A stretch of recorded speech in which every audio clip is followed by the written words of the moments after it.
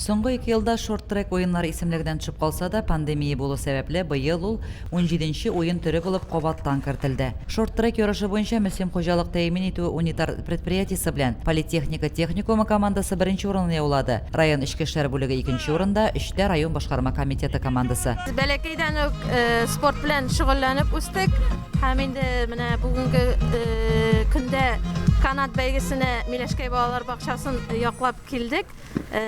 Мөселим районында булган һәрбер спорт чараларында бик тырышып һәм теләп катнашып барабыз.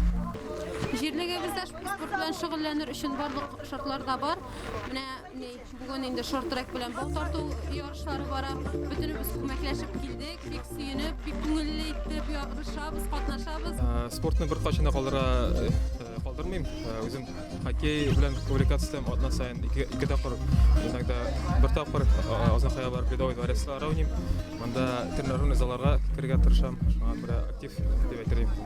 Канат тарту уены буенча иратлар арасында мөселим хуҗалык тәэмин итү унитар предприятиесе белән политехника техникумы командасына тиңнәр булмады. 2дә август агрофирмасы белән ХПП командасы булса, 3тә мәктәпләр. Хатын-кызлар арасында канат тарту буенча район үзәк хастаханәсе лидерлар рәтендә калды. Барлык уен нәтиҗәләре буенча оешма һәм предприятиеләр арасында мәктәпләр командасы 31нче кышкы спартакиада уеннарының җиңүчесе булды. 2дә район үзәк хастаханәсе, 3тә мөселим хуҗалык тәэмин итү унитар предприятиесе белән политехника техникумы командасы.